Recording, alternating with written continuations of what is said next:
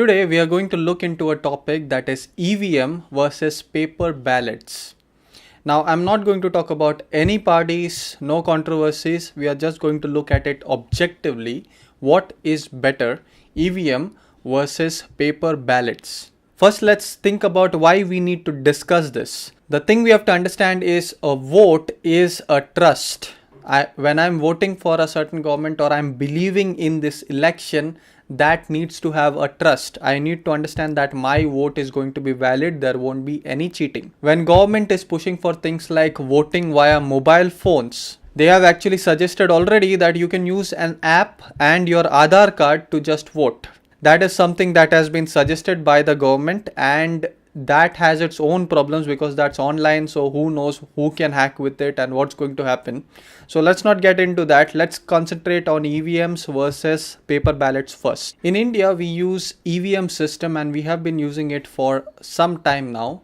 Long time ago, we had paper ballots. The thing to note here is most of the world now use electronic voting. Some of them use online electronic voting, and ours is an offline electronic voting to prevent tampering and hacking. Still, there are a lot of people who are claiming that EVMs are hacked or they can be hacked. And certain times we have even seen where you vote for one party and the vote is going to some other party, whereas that is proving that EVMs are hacked. We are going to look at it objectively. Let's see the benefits and the problems of both of these things. First, let's look at paper ballots. Now, in paper ballots, you can do something called as booth capturing. And this has happened in Odisha long time ago, where they used to capture the booths. The certain leaders used to capture the booths and only allow votes of certain parties. That is the biggest problem with paper ballots. The second biggest problem is miscounting. Once everyone has voted, selected party, whatever you want, they have ticked it, they have put it in the paper ballot, someone has to manually count all these votes. Now in that counting, you can do two things. You can either get the person who is counting to manipulate the numbers, or it can be actual mistakes, error in counting, because we are not calculators, it can still happen. Another thing that can happen is the entire ballot, the papers can be misplaced, they can be stolen, all of these things, because it's physical. So physical tampering can happen to it. That is the biggest risk of paper ballots. Now let's go to EVMs. What is the biggest problem with EVM? Now the advantages of EVM is it saves a lot of paper. You don't have to get so much paper. But the problem of EVM is the same. There is no actual authorization on the vote. So if someone were to capture a booth, they could just keep on pressing certain parties and that party's vote could go higher. We can expect this not to happen because we have a lot of security, but anything is possible. So this is one of the biggest problems with that.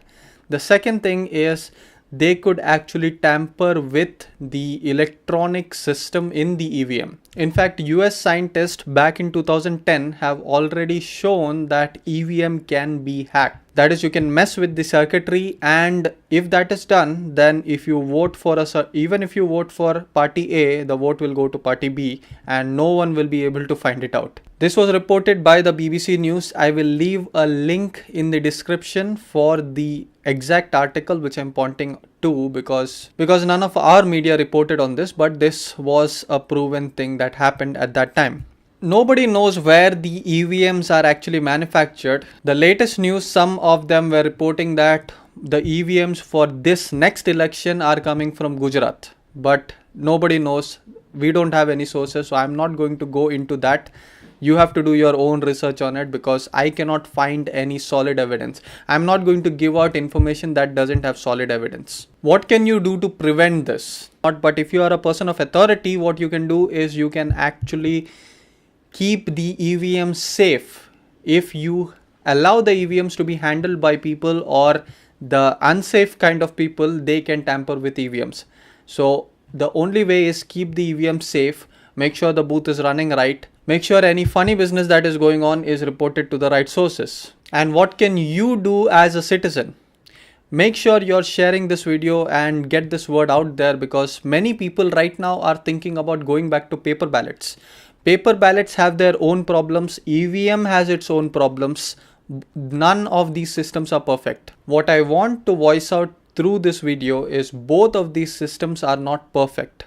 Paper ballots has its own problem. EVM has its own problem.